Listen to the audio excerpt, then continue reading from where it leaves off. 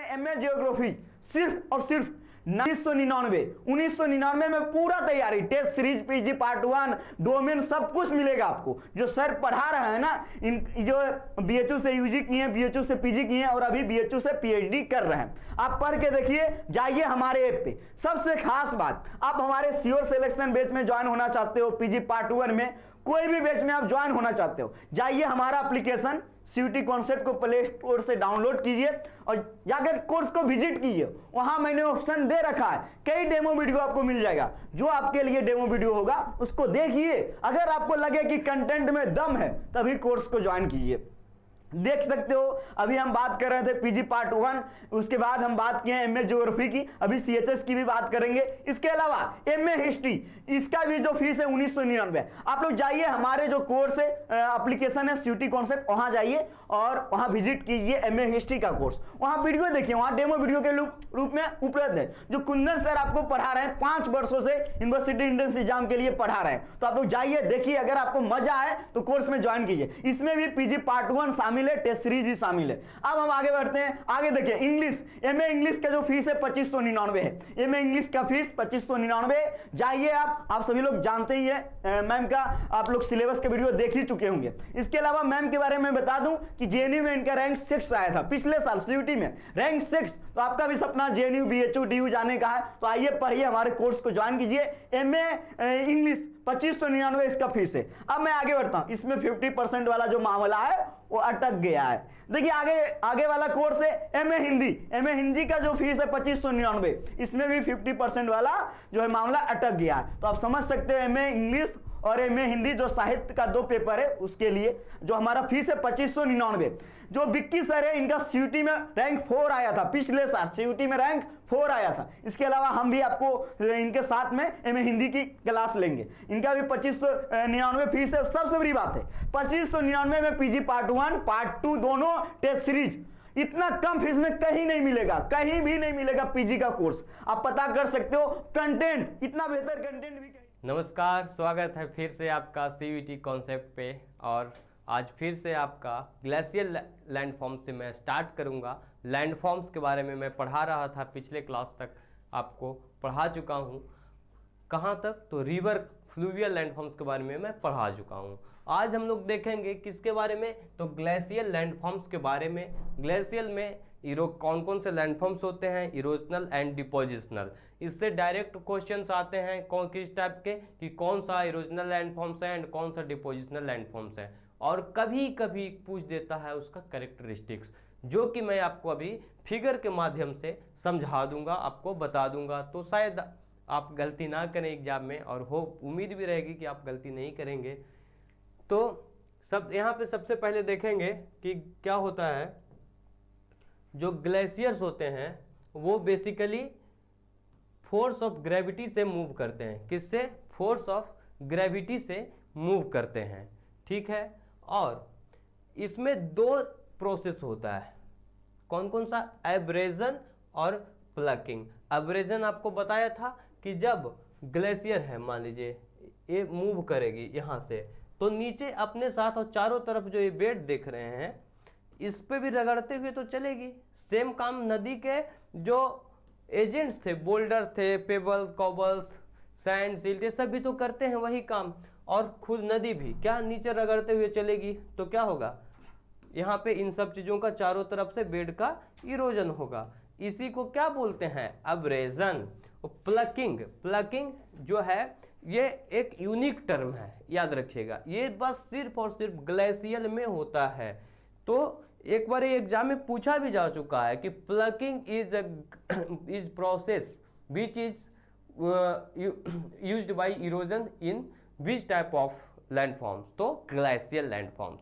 बस प्लकिंग याद रखिएगा, प्लकिंग और एक तरफ ग्लेशियर्स, बस याद रखना है आपको। अब देखते हैं कि ग्लेशियर लैंडफॉर्म्स में इरोजनल लैंडफॉर्म्स कौन कौन से हैं। ग्लेशियर के इरोजनल लैंडफॉर्म्स कौन कौन से हैं? तो सबसे पहला आता है सर्क। सर्क देखिए, आप यहां फिगर से देखिएगा। सर्क जो होता है वो इस तरह का एक छोटा सा बेसिन के टाइप का होता है। जैसे ये एक आपका शिखर है, ये एक शिखर है, ठीक है, यहाँ से ग्लेशियर चला, ग्लेशियर क्या हुआ यहाँ तो चला, ठीक है, तो इस तरह से इरोजन करते हुए आगे बढ़ेगी, तो यहाँ के छोटा सा डिप्रेशन निर्माण हो जाता है। इसको को कहते हैं, क्या बोलते हैं, सर्क, सर्क या सर्क लेक भी निर्माण होता है। जैसे कि ये माउंटेन है, यहाँ से माउंटेन पे यहाँ से ग्लेशियर्स हैं, और ग्लेशियर अपने प्लकिंग और एब्रेजन के द्वारा इरोजन करना शुरू की, तो इरोजन शुरू स्टार्ट होगा, तो इस पे क्या होगा, एक छोटा सा बेसिन टाइप का डिप्रेशन जिसको बोलते हैं उसका निर्माण हो जाता है। तो इससे क्या होता है, सर्क का निर्माण होता है। कहीं कहीं आपको सर्क लेक भी दिया जाएगा, तो इसमें भी आपको कंफ्यूज नहीं होता है, दोनों ही इरोजनल लैंडफॉर्म्स हैं। अच्छा, और दूसरा आता है यू शेप्ड वैली। जिस तरह से आप देखे थे वी शेप्ड वैली, जो वी शेप्ड वैली था वो कहाँ किस में हुआ था, रिवर में, उसी तरह ग्लेशियल इरोजन में क्या होता है, यू शेप वैली का निर्माण होता है। अच्छा, तीसरा आता है सीप रॉक। सीप रॉक, सीप रॉक का निर्माण देखिए कैसे होता है कि यहाँ से ये एक टीला है, ठीक है, ये एक टीला मान के चलिए इस तरह का। अब ग्लेशियर इस तरह से मूव कर रही है, तो ग्लेशियर जिधर से चढ़ेगी यहाँ से इस तरह से, तो यहाँ का जो सरफेस होगा वो स्मूथ हो जाएगा। एक चीज यहाँ पे याद रखिएगा, इसको क्रैग, इसको एंड टेल बोलते हैं, इसको क्या बोलते हैं, क्रैग एंड टेल, इसको क्रैग एंड टेल बोलते हैं, इसको क्रैग और इधर वाले को टेल बोलेंगे। तो जो क्रैग का पार्ट होगा उसमें क्या होता है, वो स्मूथ होता है, चिकना होगा इस तरह से, लेकिन एक फिर इस तरह से हो जाएगा, तो जो टेल का पार्ट होगा वो इस तरह से होगा, इस तरह से, यानी कि वो स्मूथ नहीं होगा, वहां पे क्या होगा, खुरदरा पार्ट होगा। क्यों, तो क्योंकि यहाँ से जब ग्लेशियर्स इरोजन किया फिर यहाँ से डायरेक्ट यहाँ से मेल्ट हो जाती है। तो क्रैग एंड टेल किस चीज का है, रॉस मुटेने का भी होता है, और सीप रॉक भी बोलते हैं इसको। आगे होता है एक और है इरोजनल लैंडफॉर्म्स, रॉक स्टेप्स। क्या होता है, रॉक स्टेप्स। उसके बाद आपका ग्लेशिएटेड लेक। ग्लेशिएटेड लेक का मतलब आप लोग जानते होंगे, जब ग्लेशियर ऊपर से बाहर आया फिर किसी डिप्रेशन में जाके वहां पे क्या होता है, पिघल जाता है, पिघल जाता है, तो क्या होता है, ग्लेशियर्स लेक का निर्माण करती है। फिर ग्लेशियल वैलीज और हैंगिंग वैली। सबसे इंपॉर्टेंट टर्म जो आएगा वो हैंगिंग वैली होगा। अभी हैंगिंग वैली के बारे में आपको हम यहाँ पे समझाते हैं कि ग्लेशियर्स कैसे निर्माण करती है। देखिए, एक तो ये आपका देख रहे होंगे, ये जो होगा ये मेन हो गया, मेन वैली, ये क्या हो गया, मुख्य वैली हो गई ये, ठीक है। उसके बाद यहाँ से ग्लेशियर्स आ रही है, ठीक है, यहाँ तक आई, फिर यहाँ पे ये जो मुख्य, यहाँ पे सीधे इस तरह से आएगी, गिरेगी, यानी एक हाइट होगा। हैंगिंग वैली जो होगा एक ऊंचाई से मुख्य नदी में, मुख्य या तो मुख्य धारा में जाके मिलेगी, मुख्य वैली में जाके मिलेगी, उसी को क्या बोलते हैं, हैंगिंग वैली। हैंगिंग का मतलब हुआ लटका हुआ, हैंग मतलब वही ना होता है, लटका हुआ, तो यहाँ से लटका हुआ रहेगा मुख्य वैली से, ठीक है। और एक होता है टार्न, टार्न या टार्न लेक, टार्न या टार्न लेक। ये जनरली कहाँ होता है, जनरली ये शिखर के पास होता है, किसी भी ग्लेशियर्स के शिखर के पास पाया जाएगा। ये छोटा सा डिप्रेशन होता है, ये भी इस तरह का डिप्रेशन होगा, इस तरह से हो जाएगा, इसको क्या बोलेंगे, टार्न या फिर टार्न लेक। कहाँ का है, इरोजनल लैंडफॉर्म्स है ग्लेशियर्स में। यहाँ पे भी हम एक फिगर के माध्यम से आप लोग को बताना चाहे हैं, वो भी देख लीजिएगा। अच्छा, अब है डिपोजिशनल लैंडफॉर्म्स। डिपोजिशनल लैंडफॉर्म्स जैसा कि आप लोग देख पा रहे होंगे, इसमें डिपोजिशनल लैंडफॉर्म्स कौन कौन से हैं, ग्लेशियल टील है या ऑटवास प्लेन है, मोरेन है, एस्कर है, ऑटवास प्लेन है, इरेट है या इरेटिक्स भी बोलते हैं, और ड्रमलिन्स हैं।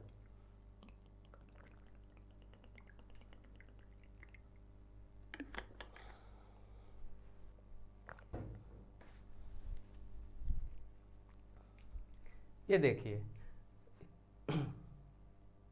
ग्लेशियल टील एंड मोरेन, ये क्या है? डिपोजिशनल लैंडफॉर्म है, ठीक है। ऑटवस प्लेन, ऑटवस, ये देखिए एक और चीज़ हमेशा याद करिएगा, जो हम टर्म बता रहे हैं अभी आपको, बस इसी को आपको रट जाना है और कुछ नहीं, इससे ज़्यादा कुछ नहीं आएगा एग्जाम में। आप ज़्यादा जहाँ चीज़ आपको थ्योरी पढ़ना है, थ्योरी पे और कैरेक्टरिस्टिक्स पे ध्यान देना है, वो है आपका weathering and cycle of erosion. Weathering and cycle of erosion में आपको क्या करना है? थ्योरेटिकल पार्ट पे ध्यान देना है, मैंने जितना भी पढ़ाया है, लेकिन यहाँ पे बस आपको फिगर याद कर लेना है, ध्यान में रखना है और नाम याद रखना है, कौन इरोजनल है और कौन डिपोजिशनल है। फिर मोरेन के बारे में जानते ही होंगे, आप सुने होंगे, हमेशा आ जाता है, देखिए।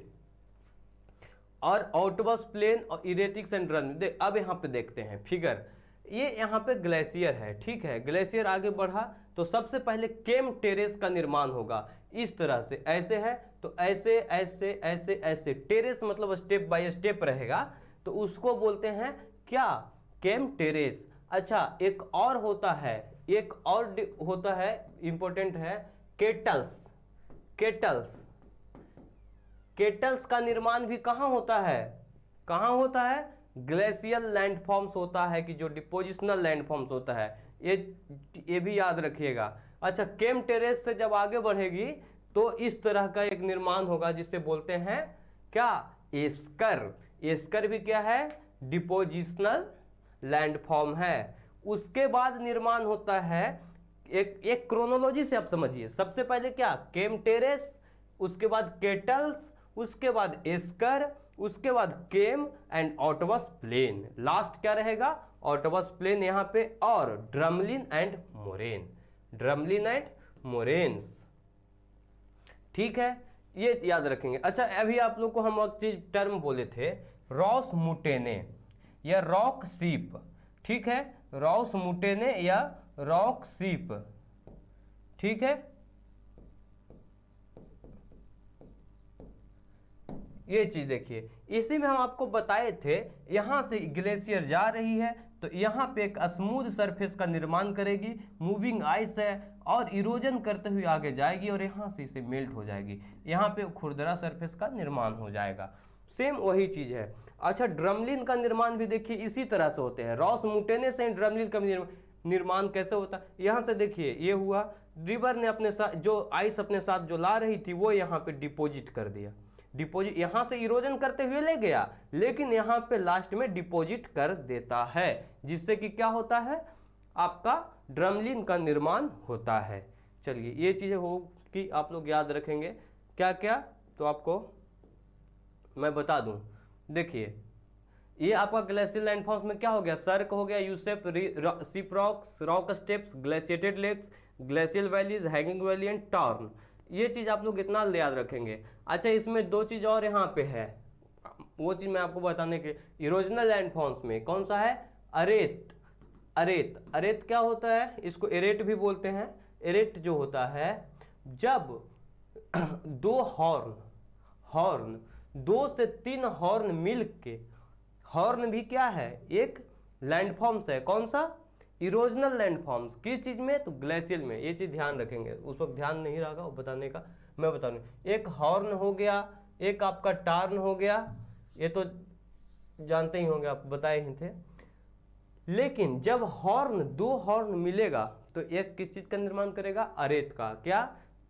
2 और मोर देन 2 हॉर्न जो मिलके एक अरेत का निर्माण करते हैं। अरेत, हॉर्न, और एक आता है पैटरनोस्टर लेक। पैटरनोस्टर लेक भी क्या है? इरोजनल लैंडफॉर्म्स है, याद रखिएगा। ये सारे बस नाम आप लोग याद रख लेंगे, आपका काम हो जाएगा, ठीक है। सारे नाम आपको क्या कर लेने हैं? याद कर लेने हैं ग्लेशियल लेक्स के। यहाँ पे आपको फिगर में भी जो दिया हुआ है और जो यहाँ पे मैंने नोट किया है वो भी, तो बस इसमें एक चीज मुझे बताना था, वो बता दिया, एक हॉर्न और एक अरेत। तो हॉर्न क्या होता है? जो शिखर होता है, इस तरह से देखिए निर्माण होता है शिखर का, ये जो कहलाएगा ये हॉर्न हो गया, ये हॉर्न हो गया। और जब 2 हॉर्न, देखिए एक यहाँ पे है, एक यहाँ पे है, और इससे ज्वाइंट है, ठीक है, इस तरह से, ठीक है, एक हॉर्न है, एक ये हॉर्न है, तो इसको क्या बोलेंगे? अरेत। क्या बोलेंगे? अरेत।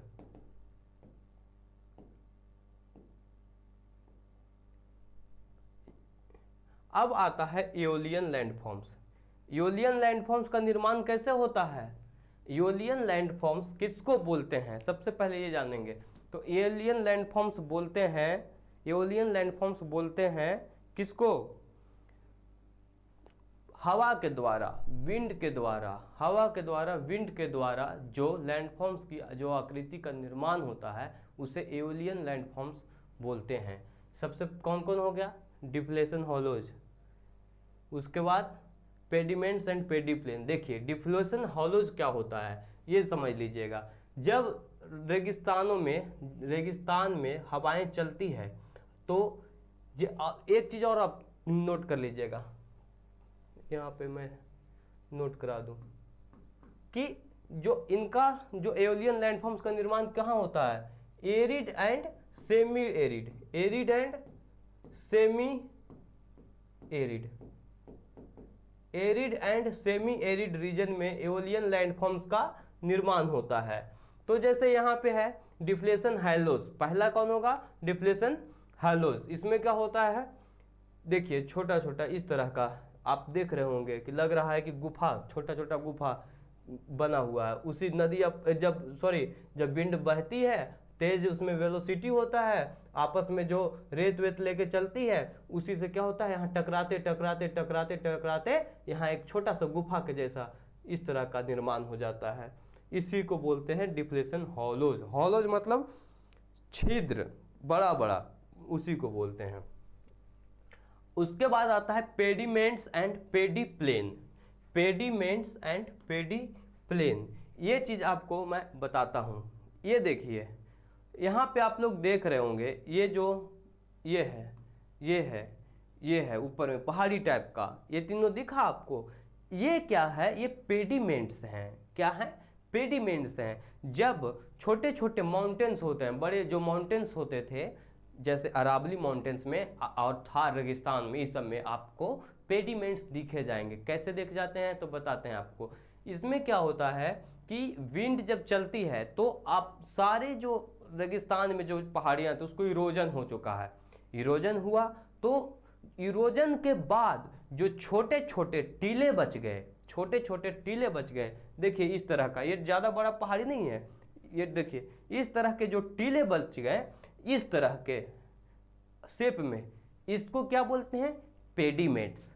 और वहाँ पे जो प्लेन का निर्माण हो गया, पेडी प्लेन, उस जो प्लेन बन गया, जो इरोजन हो गया, पूरा सरफेस क्या हो गया? इरोजन के माध्यम से क्या हो जाता है? वहाँ पे सरफेस एक प्लेन एरिया बन जाता है, तो उसको क्या बोलेंगे? पेडी प्लेन। और जो वहाँ पे छोटे छोटे टीले बच गए उनको पेडिमेंट्स। ये चीज़ ध्यान रखेंगे।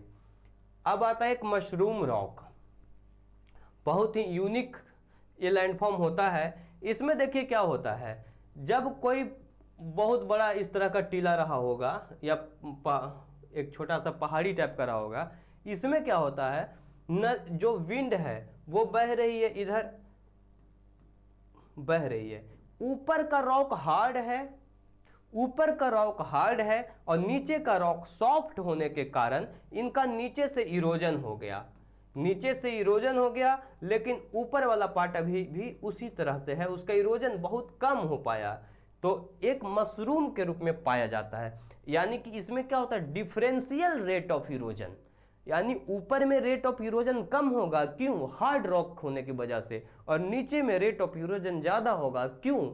क्योंकि वहाँ पे सॉफ्ट रॉक था। तो इसे क्या बोलते हैं? Mushroom rocks.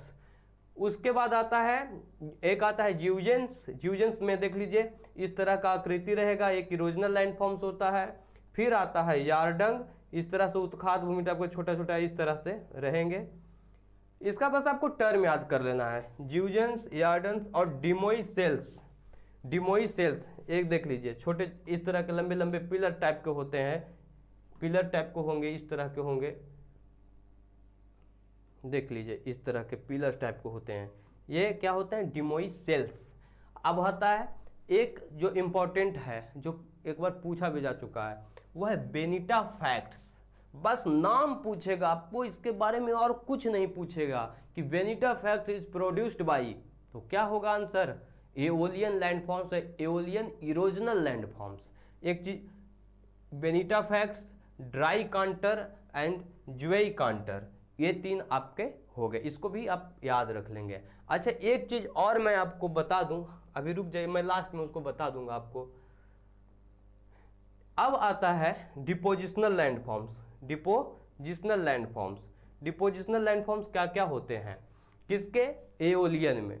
तो एक हो गया वारकन। वारकन जो होता है वो इस शेप का होगा, इस शेप का। ये कहाँ, रेगिस्तानी क्षेत्र में दिखे जाएंगे। कहाँ पे, रेगिस्तान क्षेत्र में। इस तरह के आपको क्रीसेंट शेप में ड्यून्स बने हुए मिलेंगे। जो सैंड ड्यून्स जो होते हैं, सैंड ड्यून्स पाए जाते हैं ना कहाँ, सेमी एरिड एंड एरिड रेगिस्तानों में। तो जो क्रीसेंट शेप के होंगे उसे वारकन बोलेंगे। और एक होता है लोएस, सीफ एंड सैंड ड्यून्स। ठीक है, ये हम आपको बताते हैं, इसको एक फिगर के माध्यम से समझाते हैं। ये सब आप लोग याद कर लेंगे पहले क्या, कि डिपोजिशनल लैंडफॉर्म्स कौन कौन सा है एओलियन का, तो वारकन, लोएस, सीफ, सैंड, सैंड ड्यून्स। अच्छा इसके कैसे निर्माण होते हैं सैंड ड्यून्स का, इसके बारे में देखिएगा। जब विंड वेलोसिटी काफी हाई रहेगा और सैंड की संख्या, सैंड का जो है काफी पर्याप्त मात्रा में सैंड रहेगा, किसमें, तो विंड में जो बह रही होगी उसमें। और क्या रहेगा, ऑब्स्टेकल सच ए ट्री। अब जैसे विंड बह रही है तो यहाँ पे कोई ट्री आ गया, पहाड़ आ गया, माउंटेन आ गया, तब ना टकरा के यहाँ पे विंड जमा होगा, तभी तो ड्यून का निर्माण होगा।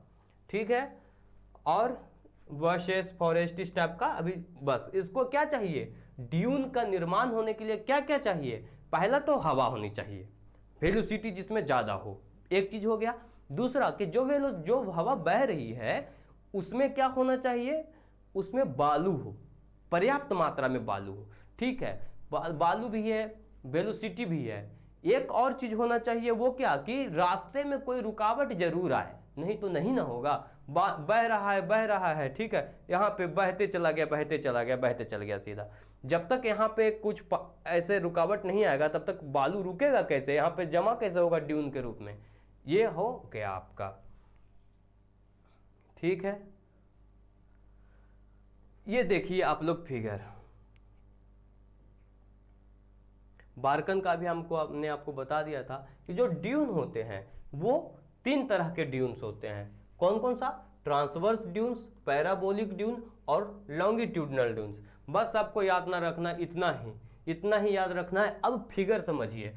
ट्रांसवर्स ड्यून जो होते हैं वो ये होते हैं, देखिए ट्रांसवर्स ड्यून में क्या होता है कि इस तरह का रहेगा, इस तरह का रहेगा। यहाँ पे आया, इधर से विंड जमा हुआ, बहा जा रहा है, कुछ छोटा छोटा ऑब्स्टेकल आ गया, सीधे यहाँ पे जमा हो गया, फिर बहा, फिर जा रहा है, यहाँ पे जमा हो गया, फिर यहाँ पे यही होगा, ये सीधा इस तरह से रहेगा। ठीक है, ये आपका ट्रांसवर्स ड्यून्स हो गया।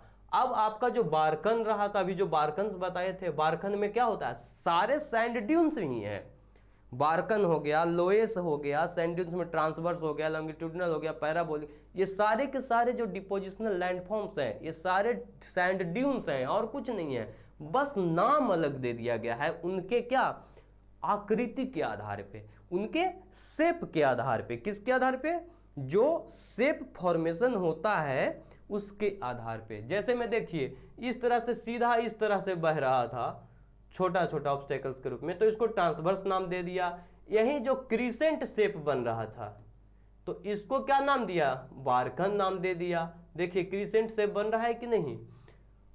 और एक लीनियर ड्यून होता है जो सीधा सीधा इस तरह से जमा होता है, सीधा एकदम रहेगा लाइन के रूप में, इसको बोलते हैं लीनियर।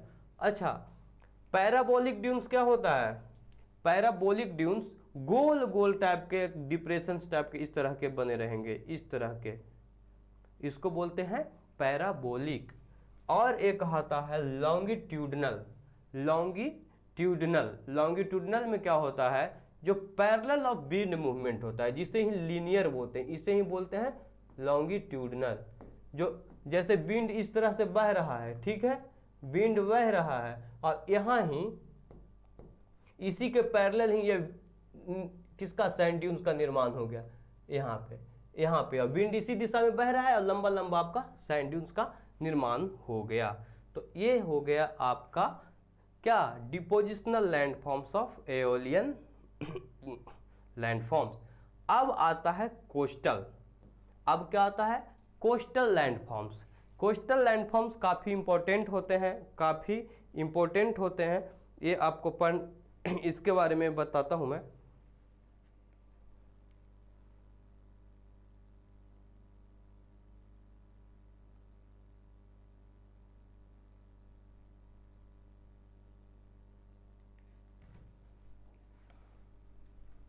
ये बताता हूँ मैं। ये देखिए, कोस्टल लैंडफॉर्म्स जो होते हैं इसमें भी क्या होगा? इरोजनल और डिपोजिशनल होगा। अब यहाँ पे जिस तरह से आपने एजेंट के बारे में देखा था, वहाँ पे हर जगह अलग अलग, जैसे ग्लेशियल में क्या हुआ? अब्रेजन और प्लकिंग। उसी तरह से विंड में क्या हुआ? उसका विंड का वेलोसिटी हो गया। और कोस्टल में क्या हो जाएगा? ओशियन करेंट मेन एजेंट रहेगा, टाइड और सी वेव। ये तीनों चीज एजेंट ऑफ इरोजन रहेंगे। अच्छा, अब आते हैं कोस्टल लैंडफॉर्म्स में। सबसे पहला होता है wave cut platform. Wave cut platform, ये देखिए, ये पहले आप लोग देखे होंगे कि ये माउंटेन है, ठीक है, और यहाँ तक सी है, ये सी है, ठीक है, सी ये वाला है। तो समुद्र ने क्या किया कि इरोजन करते करते इसको पूरा इरोजन कर दिया। जैसे यहाँ पे है, ये पहाड़ था, इरोजन करते करते देखिए नीचे छोटा सा एक प्लेटफॉर्म के रूप में डेवलप कर दिया, ठीक है। तो यही हो गया आपका wave cut platform. Wave cut platform क्या होता है? The emerged part of mountain, the emerged part of mountain developed as a platform by ocean currents, ocean currents, ये हो गया। और सी क्लिफ, सी क्लिफ, सी क्लिफ देख लीजिए आप लोग, ये आपका सी क्लिफ हो गया। इसमें क्या होता है? चारों तरफ से इरोजन हो जाएगा और बस बीच बीच में छोटा छोटा सा एक क्लिफ बच जाएगा, इसी को सी क्लिफ बोलते हैं। सी केव या कंदरा, सी केव आप लोग देखे होंगे मूवीज में, कितने लोग आप लोग में शायद बीच ये सब घूमे होंगे पता नहीं, लेकिन मैं बता रहा हूँ, जब आप लोग जाएंगे तो बीच के साइड में छोटा छोटा सा कंदरा गुफा टाइप का दिखता है। उसमें क्या होता है कि जो पानी जैसे यहाँ पे है समुद्र, यहाँ पे बीच बीच में जो नीचे सॉफ्ट रॉक होगा उसको तो इरोड कर देगा, तुरंत इरोजन करेगा यहाँ पे, तो केव के जैसा इरोजन हो जाएगा। एक तो वेव है, वेव का ऐसे ही इरोजन रेट ज़्यादा होगा और वहाँ पे पानी हमेशा प्रेजेंट रहेगा, तुरंत केमिकल वेदरिंग प्रोमिनेंट होगा, तुरंत वहाँ पे इरोजन हो जाएगा और वेव कंदरा का निर्माण हो जाएगा। ये आपका देखिए केव का फिगर है। उसके बाद आता है स्टैक्स। स्टैक्स, स्टैक्स भी देखिए इसी टाइप का ये हो गया, इसी टाइप का स्टैक्स भी होता है, जो बीच बीच में इरोजन के बाद जो बीच बीच में बच गया उसको बोलते हैं स्टैक्स। अब आता है ब्लो होल और हैंगिंग वैली। हैंगिंग वैली हम आपको पढ़ा चुके हैं, ये यहाँ पे बताएंगे नहीं, बस मैं आपको बताया था कि हैंगिंग वैली एक ऐसा टर्म है जो हर जगह आता है, हर जगह देखने को मिलता है।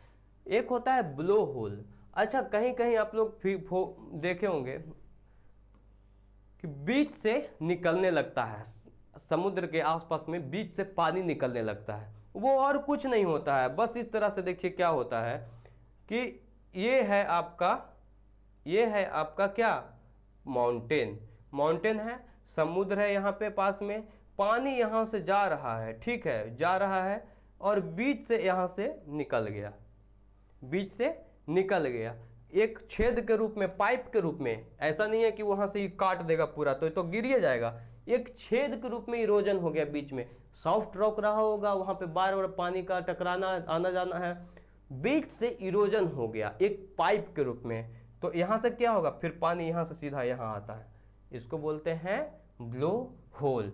ये बहुत ही कॉमन फिनोमेना है कोस्टल एरियाज का।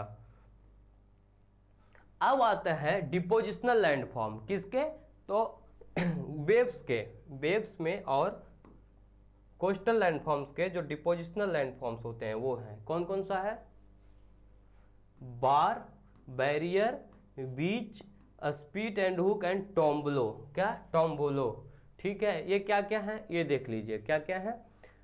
बार तो आप जानते हो, बता देते हैं, barrier, beach, spit and hook, ठीक है। जब जो देखिए अब वहाँ समुद्र है, समुद्र में वेव है, तो दूर दूर से वेव आते हैं, ठीक है। आप लोग अभी पढ़ाएंगे करेंट, उसमें बताएंगे कि जो समुद्री धाराएं हैं वो कितना दूर दूर से रास्ता तय कर करके आती हैं, वो भी हम आपको बताएंगे। तो बीच जो है समुद्र जो अपने साथ साथ कई सारा मलबा लेके चलता है, मलबा कई लोड लेके चलता है, उसमें कंकड़ पत्थर, जीव जंतु के अवशेष, जीव जंतु के अवशेष हो गए, कंकड़ पत्थर, कचरा भी हो गया। आजकल तो जो वेस्ट हैं, सॉलिड वेस्ट हैं, वो भी हैं, उसको क्या करता है यहाँ पे लगाते जाता है, ठीक है, लगाते गया। तो ये देखिए ये भी यहाँ पे समुद्र का ही पार्ट है, लेकिन यहाँ पे डिपॉजिट हो गया, क्या यहाँ पे डिपॉजिट हो गया मलबा, ठीक है। यहाँ पे भी समुद्र ही था, लेकिन यहाँ पे डिपॉजिट हो गया मलबा, यहाँ पे माउंटेन है, यहाँ पे भी माउंटेन है, तो यहाँ पे तो बैरियर क्रिएट हो जाएगा ना बाबू, यहाँ पे क्या हो जाएगा, बैरियर क्रिएट हो जाएगा। तो इससे क्या हो जाएगा, यहाँ पे एक लैगून का निर्माण हो जाता है। किस चीज का, लैगून का, ठीक है। तो हो सकता है आप समझ रहे होंगे और ध्यान से सुनिएगा। ये देखिए ये हो गया, और यहाँ पे थोड़ा सा जगह बन गया तो यहाँ पे भी पानी आता जाता रहेगा, लेकिन ये बैरियर रहेगा। और एक चीज और देखिएगा, ये लैगून आप लोग समझ गए, अभी बता दिया आपको कि लैगून का कैसे निर्माण हुआ, और ये भी बता दिया कि बैरियर का कैसे निर्माण हो गया, ठीक है। अब देखिए टोम्बोलो क्या होता है। टोम्बोलो ये होता है कि यहाँ पे माउंटेन है, ठीक है, ये माउंटेन है, यहाँ पे एक स्टैक है या माउंटेन है छोटा सा, बीच में रिवर, यहाँ पे सॉरी वेव ने डिपोजिशन किया, वेव ने क्या किया, डिपोजिशन, किस चीज का, तो कंकड़ पत्थर ये सब का अवशेष का, जीव जंतु के अवशेष का। उसमें क्या होता है, मछलियों जब मरती हैं तो उनकी अवशेष जो होते हैं इसी तरह से जमा हो जाते हैं, तो यहाँ पे अब जमा किया। तो ये वाला पार्ट क्या कहलाएगा, ये वाला पार्ट यहाँ से यहाँ वाला टोम्बोलो क्या कहलाएगा, टोम्बोलो। और बीच तो ही जानते ही हैं आप, बीच क्या होता है, जनरली वो फाइनर मटेरियल्स और कंकड़ पत्थर का डिपोजिशन होता है। कहाँ, तो आपके समुद्र के किनारे पे, वो ध्यान रखेंगे आप लोग।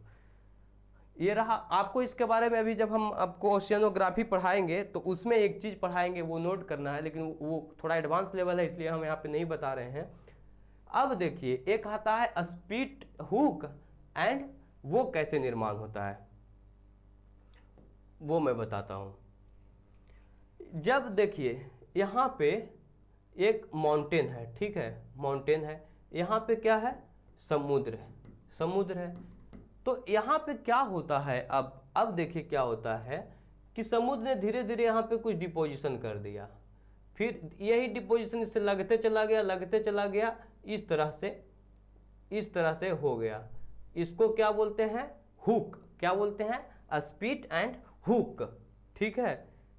ये हो सकता है आप लोग ध्यान समझ लगे, ये सारे नाम बस आपको याद रखने हैं, फिगर के माध्यम से समझ लेना है और कुछ नहीं करना है। Bar, barrier, beach, spit hook and tombolo, ये क्या है, डिपोजिशनल लैंडफॉर्म है, किसका, तो कोस्टल लैंडफॉर्म्स का। अब एक और टोपोग्राफी आता है, उसका नाम है कास्ट लैंडफॉर्म्स। क्या नाम है, कास्ट टोपोग्राफी जो सबसे ज़्यादा है, ये यूगोस्लोवाकिया एक कंट्री है, यूगोस्लोवाकिया के कास्ट रीजन के नाम पे कास्ट लैंडफॉर्म्स का नाम दिया जाता है। इसमें मेन इंपॉर्टेंट क्या, डिपोजिशनल एंड इरोजनल, ये इसको कंदरा फॉर्मेशन भी बोलते हैं, कंदरा लैंडफॉर्म्स भी बोलते हैं जनरली। तो इसके बारे में सुन लीजिएगा आप लोग क्या होता है। तो karst topography is caused by the movement of underground water.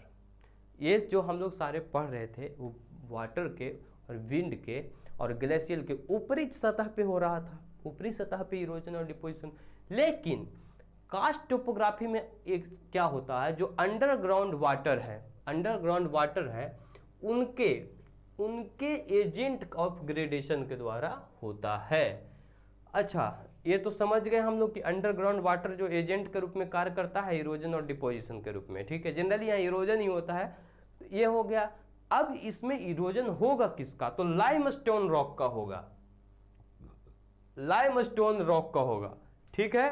किसके साथ? तो ये क्या होता है, limestone rock is readily soluble in rain water carrying carbon dioxide from the atmosphere, from the atmosphere. Atmosphere से पानी जो होता है कार्बन डाइऑक्साइड कैरी करता है और उसमें क्या होता है, अंडरग्राउंड वाटर के रूप में काम करता है। इसी कारण कार्बन किसका, तो लाइमस्टोन का इरोजन हो जाता है। अब इसमें देखिएगा सबसे पहला चीज, इसमें क्या क्या होता है, लैपिज। लैपिज जो होता है खुरदरा पार्ट होता है। जैसे ये देख लीजिए, ये आपका क्या है, खुरदरा पार्ट है। यहाँ पे आपको पैर तक नहीं रखा जाएगा इन सब रीजन में। इससे क्या होता है कि जो लाइमस्टोन होता है उससे पानी नीचे से काम करता है, तो सब जो होता है, जो उसमें से जो मटेरियल्स होते हैं लाइमस्टोन के, जो सॉफ्ट एकदम, उसमें जो सबसे सॉफ्ट है वो बह गया, ठीक है, वो बह जाता है। तो छोटा जो खुरदरा पार्ट होता है वो बच जाता है। उसके बाद होता है केवर्न, जो केव। अब आप लोग जो बिहार से जहाँ होंगे उनको एक बिहार में गुप्ता धाम मंदिर है, ठीक है, गुप्त धाम मंदिर उसको बोला जाता है। उसमें भी इसी प्रकार से निर्माण हुआ है। इसी प्रकार हिमाचल प्रदेश में एक है टपकेश्वर महादेव मंदिर। टपकेश्वर महादेव मंदिर में जो टोन्स रिवर के किनारे पे स्थित है, ठीक है, वहाँ पे भी क्या है, तो यही है, केव का निर्माण हुआ। किससे? अंडरग्राउंड वाटर से। अंडरग्राउंड वाटर ने वहाँ इरोजन के रूप में कार्य किया। वहाँ पे क्या हुआ, एक केव का निर्माण हो गया, कंदरा का, बीच में पहाड़ी में कंदरा का निर्माण हो गया। कैसे? अंडरग्राउंड वाटर से। और वहाँ पे एक शिवलिंग रख के वहाँ पे बहुत पुराने जमाने से क्या क्या पूजा पाठ अर्चना की जाने लगी। तो ये हो गया। जैसे में देखिए, ये हो गया केव, ये नेचुरल केव है, मैन मेड केव नहीं है, नेचुरल केव का निर्माण होगा। उसके बाद आता है sink hole and swallow hole. ये देखिए sink hole and swallow hole का ये फिगर है। इसमें क्या होता है, ये ऊपर धरती है, ठीक है, नीचे में अंडरग्राउंड वाटर का इरोजन लगा। यहाँ पे क्या हो गया, अब ऊपर वाला अब किसी कारण बस ये नीचे धंस गया, नीचे पूरा खोखला हो गया, तो ऊपर से धंस ही न जाएगा। तो ये आपका स्वैलो होल एंड स्वैलो। उसके बाद आता है सिंकिंग क्रीक। सिंकिंग क्रीक देखिए ये चीज है। इसमें क्या होता है, नीचे से पूरा एरिया आपका खोखला हो गया अंडरग्राउंड वाटर से। तब क्या होगा, ऊपर का जो पार्ट है ये देख लीजिए, नीचे से खोखला हो गया इतना, तो ऊपर का पार्ट धरती नीचे धंस जाता है। इसी को बोलते हैं सिंकिंग क्रीक। उसके बाद आता है, अब इसमें दो चीज में लोग कंफ्यूज होते हैं, स्टैलेक्टाइट और स्टैलेग्माइट। स्टैलेक्टाइट और स्टैलेग्माइट। तो देखिए, जब ये है किसी अंदर का हिस्सा, केव के अंदर का हिस्सा, आप लोग देखिएगा कभी अगर मौका मिले तो हिमाचल घूमने जाने का, तो टपकेश्वर महादेव और उत्तराखंड में, तो उत्तराखंड में यहाँ यहीं देहरादून के पास में ही है टपकेश्वर महादेव मंदिर, वहाँ जाइएगा, बहुत सारे इस तरह से। तो देखिए ये रहा आपका केव का ऊपर का पार्ट, ये रहा आपका केव का नीचे का पार्ट। तो पानी ऊपर से टपकता है, तो अपने साथ जो है डिपोजिशन इस तरह से धीरे धीरे किसका, लाइमस्टोन का जमा होता है। तो ये ऊपर से ऐसे हो गया और नीचे जब टपका तो इस पे ऐसे जमा होने लगता है। तो नीचे वाला जो पार्ट होता है ये होता है स्टैलेग्माइट और ये होता है स्टैलेक्टाइट।